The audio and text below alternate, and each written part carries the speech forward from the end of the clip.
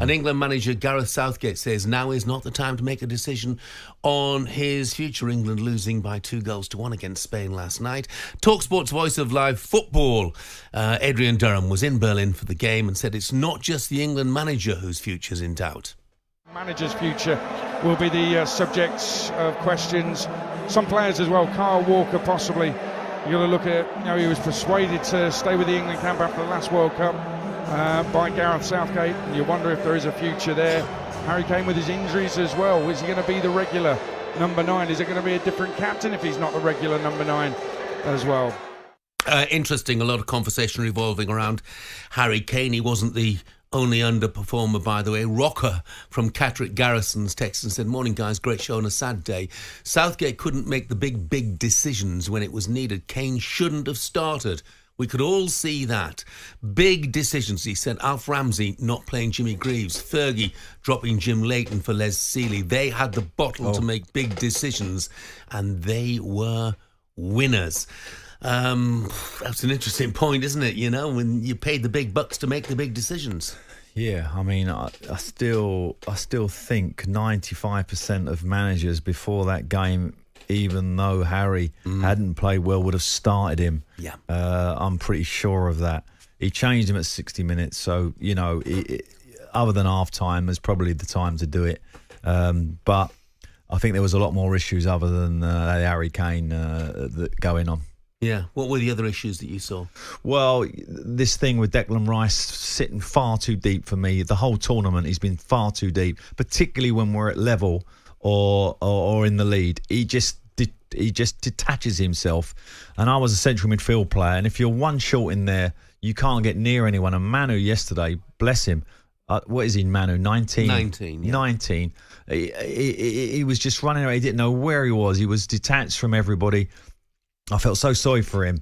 But, and obviously the left side being Bellingham, was it going to be Foden? But it was Bellingham on this time. That didn't work. Foden in the 10 was ineffective. So there's lots. It wasn't about Harry Kane and it wasn't about Gareth. There was a lot going on there. Yeah. Steve, who's an Owls fan, just said, harsh to blame Gareth all the time. Only one team can win a tournament. It's got us to 2 finals. Else has done. If he's a failure, then every other manager since 1966 has been a huge failure, and we've tried a lot of big name managers in that time. That's from Steve, the Owls fan. Let's get back to the phone lines. 03717 223344 is the number to call. That is what Nick, who's a Manchester United fan, has done. Morning, Nick. Morning, guys. So, Nick, what do you got to say? Constantly hearing, oh yeah, we've got the best players, we've got this, that, right? Every time England lose is because they come up against a team that has got a guy in the middle of the park that has been in the mix for the Ballon d'Or. We lost to Croatia, it was Modric. We lost to Italy, it was Jorginho and Verratti. Correct. We lost, it was Rodri and it was Fabian Ruiz, right? The issue is that Declan Rice cannot pass, right? He doesn't play as a 6 for Arsenal. He was playing there because Partey was injured, and they signed Jorginho for £12 million to do that job, right? The players are gassed because we've got no control of the ball. We've got no control of the ball because we do not have a world-class guy like a Kroos or a Rodri or a Jorginho in the centre of the park. And I feel like English football doesn't value that position. Like, we had Michael Carrick, he didn't get caps. It's not a position that we produce. Like, I watch old videos, like Roy Keane in his later career, like in his prime, he was so good at just sitting there. You've got like Vitinha at Portugal. These players are valued by other countries. You had Mbappe saying, oh, he has to drop deep because he doesn't have Pogba to find him anymore. And it's just, you've got all these world-class attacking players, but if you haven't got a guy in the middle of the park who can find him, you can have Pele and Ronaldo and Cruyff up front. It doesn't matter. And Declan Rice, his passing, you've got to be honest, he is nowhere near the level of Rodri, Kroos, Ruiz, and that's not a criticism of Rice, because he's a number 8. He needs to be playing as a box-to-box midfielder. And we don't produce these players. Like, we don't have them, we don't value them. And everyone's piling on Southgate and Kane and all the rest of it. And it's like, you lose every game to Ballon d'Or contending central midfielders. And we have absolutely nothing on the shelf that is anywhere near anything like these top boys like Kroos. Well, let me just step in there because you're spot on, in my opinion, in terms of that being such an important role to build the play. And Declan Rice, you're right. He did get moved in the Arsenal team.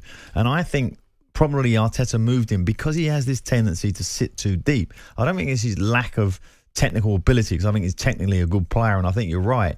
In the England team, the number 8 is probably a better position for him. But Michael Carrick's a great example that we didn't use enough of, and a class and somebody who can dictate the game. It's such an important part of the modern game, and Rodri does it for Spain in such a way that it looks calm, it looks casual, and it might just be a pass to a centre-back or to the full-back, or even sometimes back to the goalie. But he has control of he's dictating the pace of the game. And that's something we didn't have last night, and we've not had it in the tournament. And it's something we desperately need. And a Manu, who I think is an absolutely really special player for England, he's not that type either. I think you're spot on. It's a player that we desperately need. Stephen makes a similar point. He says the 6 has to be a deep-lying playmaker, not a tackling machine. Yeah. Let's go and hear from Russell, who's a Coventry fan. Morning, Russell. Good morning, Al. Good morning, Jeff. How are we? Yeah, good, Russ. Yeah, fine, Russell. What you got to say, mate? Right, where do I start? I think, being honest, three years ago when we lost that final to Italy, I was devastated, beyond consolable. I felt depressed for 3 or 4 days, honestly. This time around, however, I'm not actually that down, I think, because half of me expected us to lose last night. And the reason I say that is because we came up against the best team in the tournament. Without a shadow of a doubt, we were lucky to get to the final in the first place, given how we'd played throughout the tournament. If you looked at Spain, they coasted through that tournament, and they beat the likes of France, they beat the likes of Germany, and then obviously they come up against us, and they were always going to beat us. I'll be honest with you. And I thought if we were going to win last night, it would have been a bit of a fluke, in my opinion. So the best team won, and congratulations to Spain. What I will say is this: people bash up Southgate all the time. And they say, oh, well, this talent pool that we've got now, we should be winning trophies and this, that and the other, if we had those players back in the day. But if you look back at the generations gone by, the Shearer, the Sheringham days, the Beckham, the Lampard, the Gerrard, the Scholes days, we weren't getting to semi-finals and finals, were we? I mean, though you could argue those crops of players were equally as good as the crop of players that we've got now. And yet Southgate has got us to 2 back-to-back major finals. OK, we failed at the final hurdle, but give the guy some credit. Come on. You know? That's just my opinion.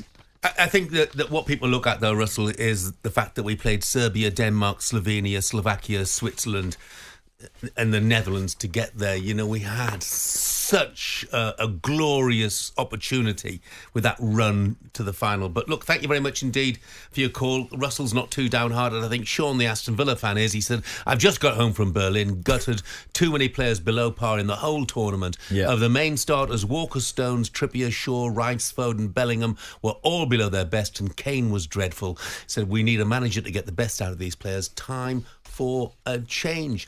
talkSPORT Breakfast, waking you up Monday to Friday morning from 6 a.m.